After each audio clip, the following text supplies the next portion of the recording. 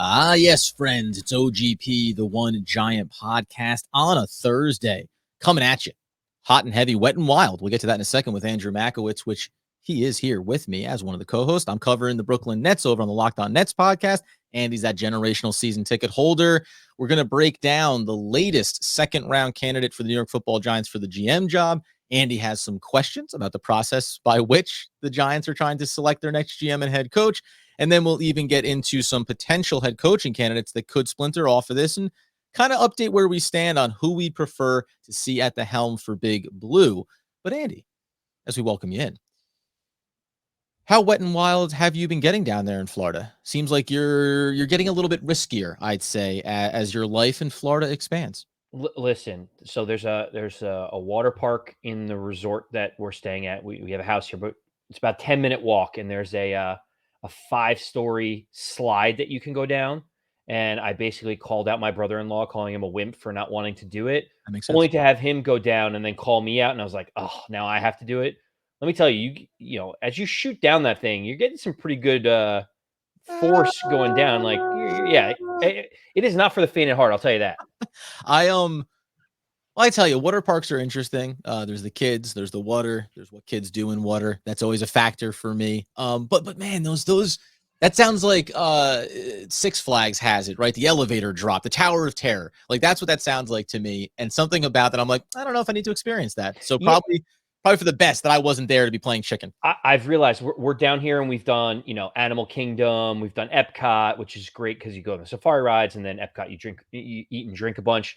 But Adam, like Universal Studios and Magic Kingdom and stuff, they're like, look at this, Tower of Terror, and then look at this other thing, and they're like, yeah, they just put you in the pitch black, and then you fall like 500 feet. I'm like, I'm over 35 years old now. Like, I don't think I need that in my life anymore. Like when you're 18, you need the thrill. At like 36, not so much anymore. the thrill of a younger man. Listen, let's cut the crap and dive into it here. Before we break down Adam Peters, he gets into the second round of interviews as well. That makes 3 candidates that have come in now for the second round, along with Ryan Poles from the Kansas City Chiefs. Obviously, you have Joe Shane from the Buffalo Bills as well. So we're going to break that down in a minute. But in the prep for this show, we come across maybe a familiar theme coming out of this offseason, some speculation around the Giants, a little bit of nepotism, as they like to say. What were you hearing about, or I guess, what are your concerns regarding the GM search committee inside the New York Giants organization? Well, it's just something that we need to circle back on because it's been just over a week since Joe Judge was let go, and John Mara came out with his press conference where he answered questions, but it was like very specific. You weren't allowed to respond to certain questions, and one of them was about nepotism in the organization with VP of Player Personnel Chris Mara, Mhm. and John Mara said he's done it on his merits. He's one of the best personnel guys in the league, and that could possibly be true. Then he kind of backtracked and said, no, he doesn't really have as much power as you guys think or influence as you may think. And yet, for all of these, GM searches and all of these interviews, it's Steve Tisch, John Mara, and Chris Mara sitting in the room. And it just strikes me as odd, Adam, that you have the VP of Player Personnel who usually reports into the general manager, and he's sitting in the room interviewing his potential boss. So, like, if he hears something like, you got to be in at 6:00 every day. Chris Mara could just be like, I don't want this guy. Like, he doesn't have the right mindset. And it's like, how do you have this? Adam, I don't know if you know this, but is this just how it's done around the league, that they bring in like player personnel guy or VP of the scouting department just to like get another frame of reference? Or is this purely me thinking about the dysfunction of the Giants? Well, so right. So let's couch the dysfunction piece of it. There's a couple of things. We know that coming into this search, we think that the New York Football Giants are going to approach it in a better way than they have in the past. And John Merritt mentioned as much. So the first thing that just in terms of the search, you have Jordan Renan, who came out and said the most encouraging thing to take away from the Giants GM search, from what I've heard, they are offering carte blanche to candidates to reshape the organization. The Giants' way of operating is about to change drastically, no matter who is hired. So at least from who you want to bring in and what the path forward is for the team, seems like it's going in the right direction. Now, are they using the best process to get there? When you hear the name Chris Mara, one of the things that sometimes comes up, and I'll reference an athletic article by Dan Dugan, we're going back to the 2015 draft. It didn't sit well, Dan Dugan wrote, with some colleagues when Chris Mara, a partner in Starlight Racing, left the Giants' war room during the third day of the 2015 draft to watch his horse run in the Kentucky Derby. New York made one pick during Mara's flight to Louisville and another after he arrived at Churchill Downs. Chris Mara said at the time, look, if we were in the first or second round today, I probably wouldn't be here, Mara told Sports Illustrated reporter, chronicling his double duty. Is that really your priority over what we're doing here in the draft? A former member of the front office said it's something that all other guys just couldn't do. So, in that vein, I'm going to couch the first part of this, and then I'll give a couple examples of what's going on around the league. One of the things that came out along this process is, remember that we always talk about how John Mara and Steve Tisch are part owners of the New York Football Giants. But the 50% that John Mara, that we all associate to John Mara, it's the Mara family. That includes Chris Mara, right? They all split the 50%. John Mara happens to be the oldest of the group, and he is, of course, the one we associate with, and he's the guy at the top of the Giants food chain. But the Maras collectively, or any Mara that's involved in the organization, does technically have, a certain amount of stake in the game. So I think that it's probably a slightly unique scenario to some other organizations, but you do probably have to couch that in the idea of Chris Mara being in the room. Maybe he doesn't have a lot of influence, but John gets that he's going to be in here because he technically owns a part of this thing. So whatever his title is in the organization, I'm also going to give him a little bit of a shake, which we can say maybe ties back to nepotism. Before I reach out to the other organizational examples here, does that quell any of your concerns, Andy? No, because if you want to be an owner, then get rid of the VP of Player Personnel title and be an owner. Right, like be a co-owner. Right. You can't have it both ways. You can't be actively involved in the player evaluations and the nitty-gritty, and then all of a sudden be like, but I'm an owner, so I get to decide everything else. It's like, what's the point of having anyone else in the room if you're going to do that? It's the classic Michael Scott opportunity, right? Two co-managers. Name an organization that hasn't been successful with two co-managers. Right? But here's what I'll also say, which I think this is the ultimate thing for me. You talk about looking for a GM, and let's say also looking for a new head coach. I just looked around right now and what's going on around the league.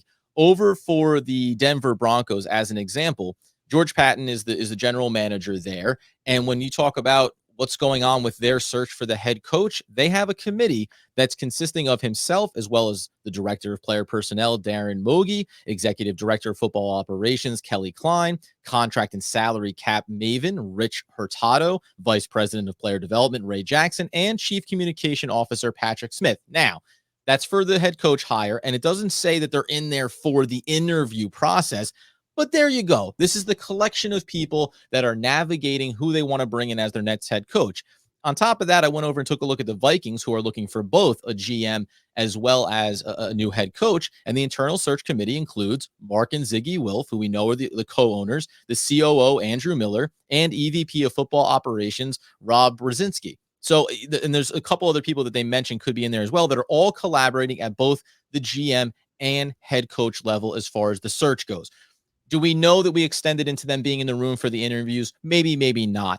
But I'm not going to, I don't think that this is as big a deal. I think it raises a red flag because the Giants have been dysfunctional. Well, the Giants have been a well-run organization, and Dave Gettleman had a really successful tenure as GM, and he was just retiring and they were moving on, and Chris was in the room. You go, cool. It's only because it's been so disastrous. If this was a decade ago, and say it was after Ernie Accorsi, right? Was Chris Mara in the room when they did the internal interview with Jerry Reese? You wouldn't even think twice about it. So I think a lot of these things do come down to this idea of when you're bad, and rightfully so, when you're a bad team and you've been poorly run, anything that you do is going to be scrutinized to the nth degree, because it should, because we're not entirely 100% honest if we know that John Mara, when he steps in front of that podium, goes, you guys don't know a thing about nepotism. We got it all buttoned up in here. We don't know until the GM gets hired, until the head coach gets hired, and we see some success.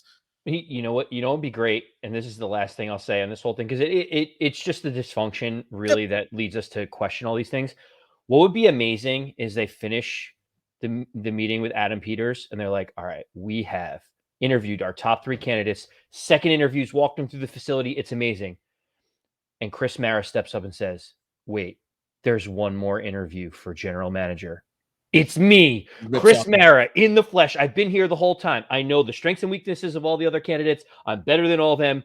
John and Steve, why don't you hire me as general manager? Wouldn't that just be so New York Giants if they're like, we decided to go with Chris Mara as our general manager?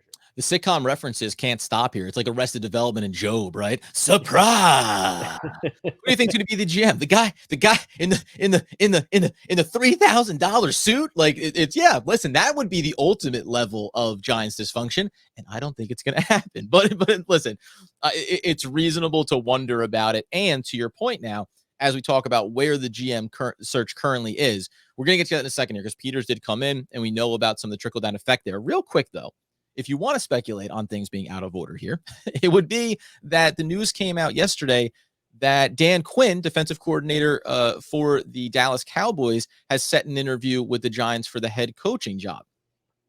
We know that he obviously has been with Dallas. Prior to that, he had 5 years with the Atlanta Falcons, went to the Super Bowl, had that disastrous second half meltdown that afforded the Patriots to grab another chip there for Tom Brady. I guess the first thing my take is I'm not worried about them scheduling the interview because it seems like all indications are that any of the GM candidates they brought in, now excluding the fact that Adam Peters was there for his first one, not for his second one, but it seems like all indications around the league are any GM candidate, when asked, says, yeah, I would love to have a discussion with Dan Quinn. It seems like he's this hot name to get into some of these head coaching positions. Do you take any issue with the Giants having pre-scheduled that interview basically before they have the GM locked up? And what's your general thought on Dan Quinn just as a head coach potentially? Yeah, so the first thing that came to my mind was if we go back to the dysfunction, I'm like, here we go again. The Giants are going out It's of not order. And then I'm actually listening to the people that know certainly more than you and I do. Look at a guy like Art Stapleton. He basically came out and he said they have to do this because they've already talked to each of these general managers. And to think that these GMs don't have a short list of head coaching candidates that maybe they tease out when they're talking about the direction or the vision for the organization would be ludicrous, right? Right. And so Dan Quinn is a hot commodity on the market. I think 4 teams have requested to interview Dan Quinn. The Giants needed to be known to Dan Quinn and his team, like, hey, we are in this for you, because the challenge that they have is let's play this out, right? Let's say he interviews for 3 other jobs and the Giants wait 4, 5, 6 days, 7 days, and all of a sudden they pick the GM and the GM's like, I would like Dan Quinn, and Dan Quinn's like, I've got 2 other offers out right now that expire. I can't wait to do your interview process for another week or 2. So, like, when you think about the order of things, I'm not really that upset with them at least scheduling something with Dan Quinn, because he's probably going to come in and meet whoever the GM is one more time anyway. But you got to get him on the radar at least. Yeah, and that's what I think this makes sense in a lot of ways, because I don't know if we officially found out what day he's going to come into interview. Let's assume it's going to be Monday or Tuesday of next week, right? So if we think potentially this GM role could be filled by the end of the week or over the weekend, you want to have these things lined up. And guess what? We've seen this before in the past, not with the Giants, teams around the league. You can schedule an interview and then cancel it, right? Or a head coach potential candidate can cancel an interview that he had set up because he decided to take an offer with the Bears, with the Vikings, wherever it may be. So I think it's good to get on the book so you let Dan Quinn know, hey, we're interested, and you may want to hold off any decisions or commitments until you see who we have at the GM and how that may feel for you. But on Quinn himself, how do you feel? And go ahead. Yeah. Yeah. Well, so on Quinn himself, I think he's a good coach. He's a very good coach. He's a great defensive coach. And if you want a defensive coach like Dan Quinn, I'm fine with it. He's a New Jersey native. He had success in Atlanta before it kind of tumbled and fell apart. I don't think they ever got over the Patriot loss in the Super Bowl, so they kind of hung that over his head, and he was bound to leave after that. He helped revitalize a Dallas defense that was like historically bad last year and made them competent, and I think they led the league in turnovers at that point. So Dan Quinn as a defensive coach would be a good hire. I mean, I just think immediately about who would be the offensive coordinator in that situation. He's smart enough to have Kyle Shanahan back in Atlanta. I'm curious who he would be able to poach to be his offensive coordinator. But Adam, what I wanted to talk about with outside of Dan Quinn was the way this coaching carousel and coaching situation works without the GM. So I think Ian O'Connor wrote on Twitter, I believe, and he said he thinks at least 3 of the GMs that were interviewed for the Giants had Brian Flores on their short list of coaches they would like to bring in. Yeah. The reason why you're not hearing anything about the Giants interviewing Brian Flores right now is because he was fired by the Dolphins.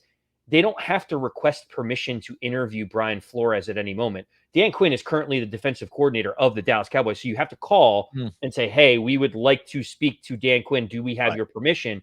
Brian Flores can talk to the Giants, back channel, do whatever he needs to at a moment's notice. So, this comes out and people are like, oh my goodness, they're requesting permission. This is how it goes when they're currently employed. A guy like Flores, who's on the street right now, you could be having these side conversations and have things teed up ready to go Monday morning without having to do all this, stuff out in the open.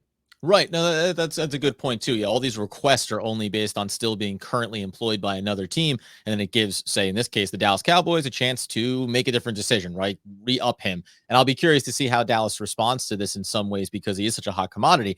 The last thing I'll say on this before we get into some other things, Dan Quinn was the defensive coordinator for the Cowboys this past year. I know that he revamped it, but don't we also agree, like all year long? And I'm not taking credit away from him. I'm not gonna lie to you. I'm neither here nor there on if the Giants brought him in for an interview and if they liked him and if GMs ended up liking him. Like you say, I'm going to trust someone else with a little bit more knowledge on it than me. But the Dallas Cowboys also brought in Diggs and had a top player that we were thinking the Giants may be interested in the draft, whose name is now just completely falling off my lips. Hit it, Andy. Micah Parsons. Thank you, sir. Like, they brought in a ton of athletic talent that allowed them to fly around the field and be a more dynamic defense. I'm not trying to take away credit from Dan Quinn, but I also think the influx of talent really helped that there. And the other thing that I'll point to as well, the Atlanta Falcons, man, I know that he was there for 5 years. 6 years, excuse me, from 15 to 20. And I know they lost to the Patriots in the Super Bowl. They followed it up by losing in the divisional game against the Philadelphia Eagles in 2017. But he came in as the head coach, 8-8, 11-5, 10-6, and then 7-9, 7-9, and then 0-5 before being fired in 2020. Like, we always talk about the previous regime and, and what's the wave that you ride there. In some regards, it feels like that was always a high-powered offense with Julio Jones and Matt Ryan. We know that Kyle Shanahan was there at the time as the OC.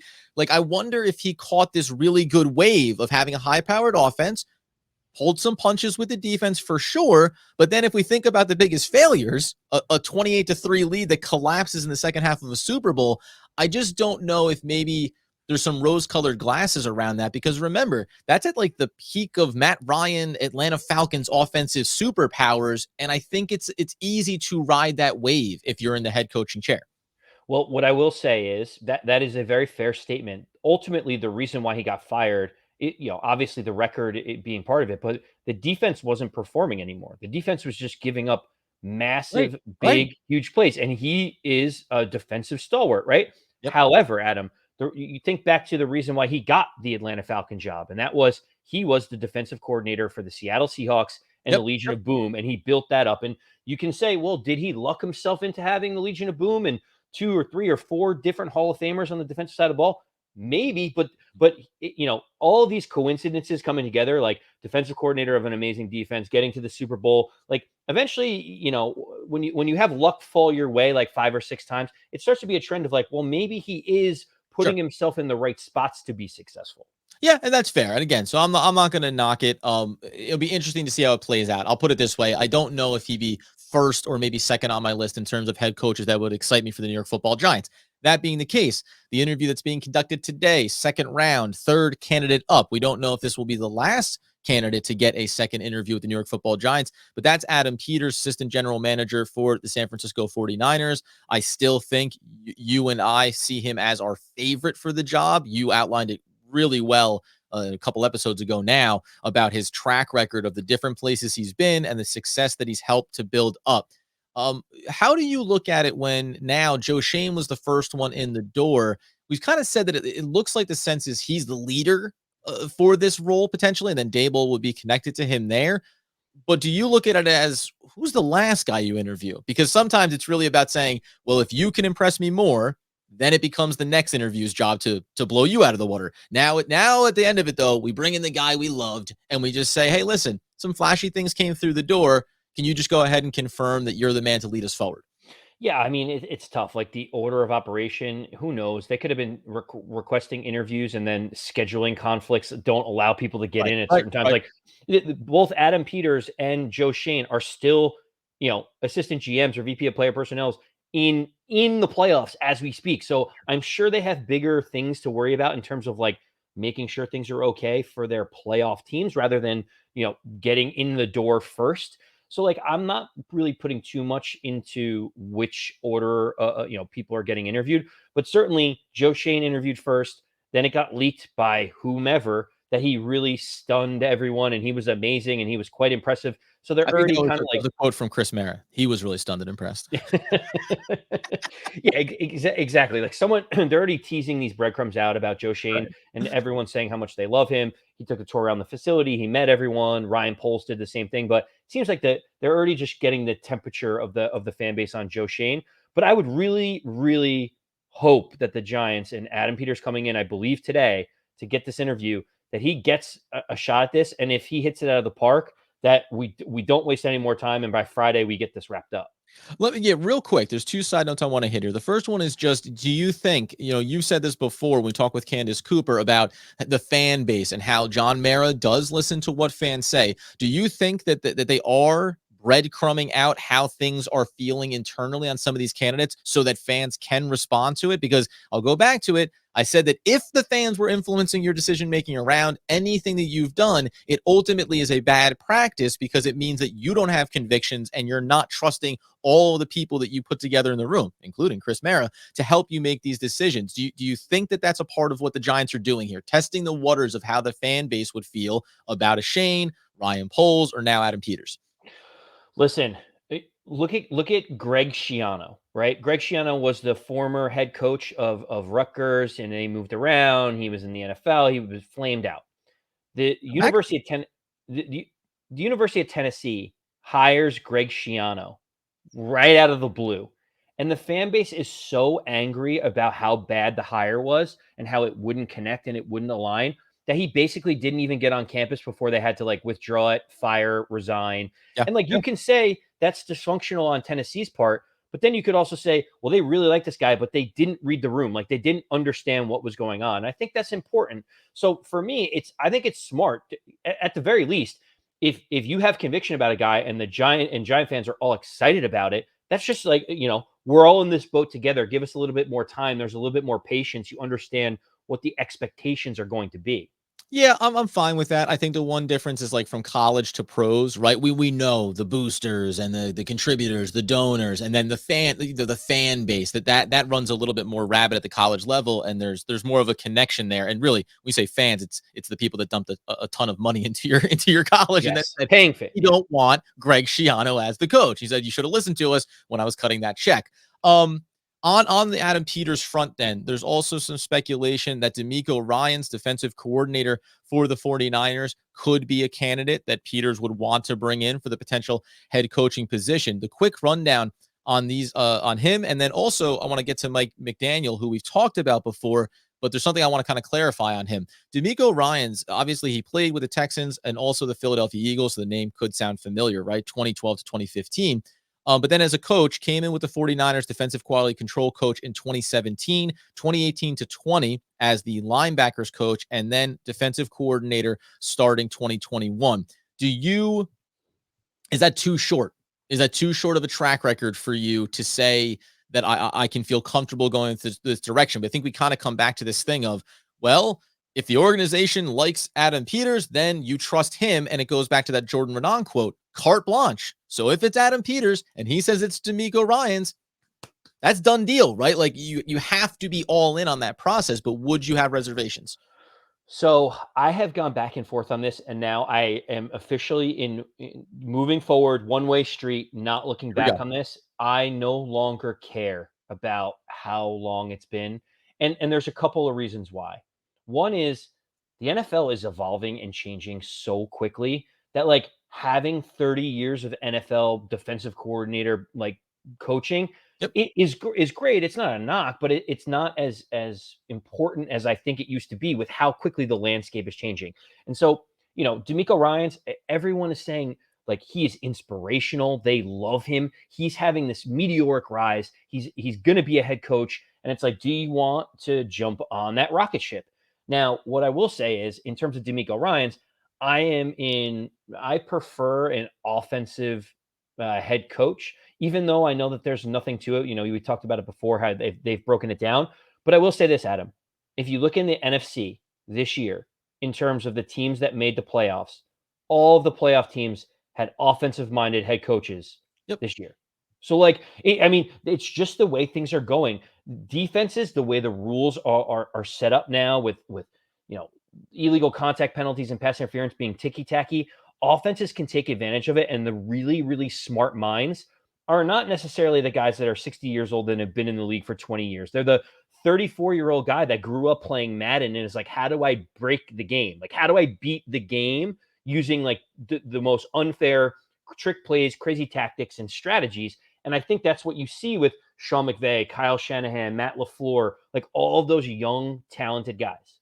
I think you're right. I think that the companion piece to it is the offensive coordinator becomes very important, right? So you can be a defensive head coach and then have the right guy at that role there to help execute the offense. I can go either way on that, and you can convince me that one guy is well suited for it over another. I think DeMeco Ryans, maybe I would say, I wouldn't hate if it was another year, but I had a really good exchange over with Colin Brady. He's a fan of the Locked On Nets show, but also likes the Giants. So we started exchanging things on Twitter. And kind of to your point of, we were talking a little bit about the Rooney Rule and making sure you're getting in and giving fair shakes to minority candidates. And certainly DeMeco Ryans would fall into that category. But ultimately, what I came to that conclusion you kind of said was where, listen, I want the best candidate at any position in the organization, but I do think there is this disconnect of saying, well, 30 years experience as a GM in the NFL, that's good. 15, not enough. Head coach, 3 years as a coordinator, not enough, but 7, totally worth it. Like, and I think that is the evolving NFL, and being able to say, just because you have 30 years experience in the industry doesn't necessarily mean you are the best mind now in the industry, right? And I think there has been a little bit of that disconnect around the NFL still, and you're seeing that transition away. Let me give you a prime example. Back in, I believe it was 2012 or 2013.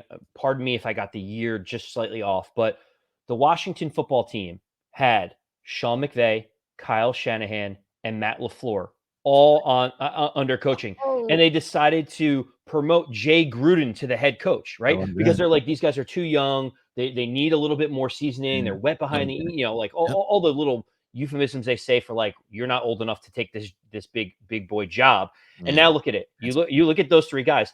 All three of them, Kyle Shanahan, Sean McVay, and Matt LaFleur, are all in the playoffs right now. And Washington has been a mess ever since. So, like, to me, it's just find a guy you like. And that's why what the Rams did started to break this mold. Like, they're like, okay, Sean McVay is 30 years old. Okay, he knows football. He gets it. We want a guy like him.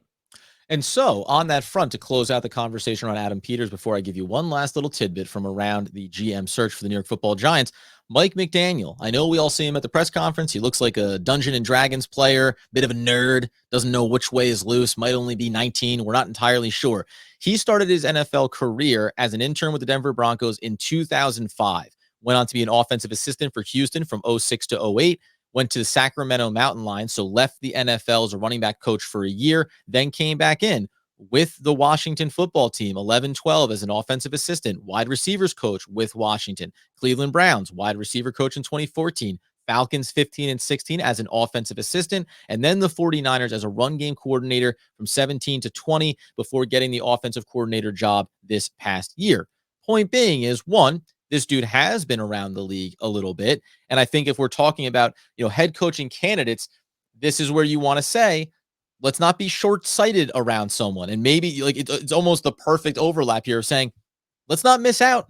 Let's not miss out on the next young mind in the NFL that can really help take things forward here and has learned a little bit underneath and around some of these other organizations. I mentioned where he was with the Washington team. So that means he was among some of these other young coaches that are now leading teams in the playoffs. So I think you don't want to miss out on that. And that track record alone does start to buoy me a little bit on the idea of, if it's going to be Adam Peters or anybody, by the way, I at least would love to hear the Giants are bringing in McDaniel for an interview. Yeah, I agree. I mean, it's tough because he is a little bit aloof. And do you want that type of person leading? Sure. your team. I honestly think Mike McDaniel's in the perfect situation as an offensive coordinator. Like, that is great. He can just handle the offense. He lets the head coach do all the things, do all the interviews and meetings and things. And also, obviously, he was on that same staff in Washington with Kyle Shanahan. He has that familiarity. He's kind of like in his nice little warm, cozy blanket. It would be interesting to see if he does want to make this move, and then the spotlight is glaring on Mike McDaniel as the leader of men for the New York Giants. And in both circumstances, DeMeco Ryans or McDaniel, I'll again layer in the fact that Patrick Graham is still on the New York Football Giants staff, and I wonder if it was McDaniel, would you want to look at the defensive side of the ball and go, listen, I think that this guy can help run this. I'm sure you'll hear from players as far as giving a voice of confidence for Patrick Graham. If he's not going to get opportunities elsewhere, then maybe that's the dynamic you do create of, yeah, we're bringing in a young coach, first-time head coach, and also we're going to try to keep in place some things that have functioned well for us, although that's tricky with the Giants given their history over the last decade. Last thing, we talked about Ryan Poles the other day. He got in the second round. We got a little KIWI sighting here. KIWI stamp of approval. Does this mean anything for you when I tell you that Mathias Kiwanuka said, I know him? Kiwanuka told Newsday, I know his character. I sat and broken bread with him. I know how hard he is willing to work. I think he can do it. He's well equipped for the job. He is more than up to the challenge. He gets it. And I believe he would bring that to New York. Kiwanuka was, of course, for 2 years ahead of Poles at Boston College, but recalled him as a cerebral offensive lineman who even then had an understanding of how the offense came together as a whole. Quote, he understood where receivers are supposed to be lined up and why somebody was out of formation and where the play is supposed to be hitting. That was Kiwanuka speaking on Ryan Poles. Does that do it for you, Andy? Does a former New York Football Giant saying he likes somebody completely change your opinion on where the Giants should go? No. But a recurring guest and friend of the OGP show saying it and being a former Giant player definitely hits home for me. When you get Mathias Kiwanuka, who has been on our show, wonderful, wonderful interview. If you haven't listened, we'll post another link on our social media to get back to him. He is so insightful. I mean, I love it. It's one of those things where when good, smart people are advocating for other really smart people, there's nothing wrong. And the only time that you hear a former player or someone come out and they would say something negative, then all of a sudden your antenna goes up and says, right, well, wait a second, like maybe we need to do a little bit of due diligence. This is right in line with everything that everyone has said about Ryan Poles, and we love hearing KIWI say it. Of course, listen, as you say, friend of the show, Mathias Kiwanuka, delicious Wandering Wines available at all your local retailers. Listen, that's where we stand right now. 3 second-round candidates for the GM position. Some head coaches being potentially tied to the New York Football Giants. We'll see what happens today with Adam Peters' interview. And, listen, hopefully it's wrapped up by tomorrow. But as we've said, Ortiz from Baltimore, there's some other names that have been bandied about around the Giants' opportunity. And I'm fine if they want to bring in another one. Remember, even though we want to move this process along, John Mara did say we're going to try to avoid the mistake we made last time, which was rushing the process. So I think now that we feel like there's all these very viable candidates, we want to go ahead and lock one in and feel like we're ready to roll. But it's okay to take our time here. So we'll see what unfolds over the next couple of days. And of course, be back in to update it all. You can follow us on social media at One Giant Podcast. And as Andy Makowitz would want, need, and demand that people know, here on YouTube as well, where you should be following us. What do the fans need to know? It kind of fizzled there. Well, don't worry. I'll bring it home, Adam. Yeah, ramp it back up.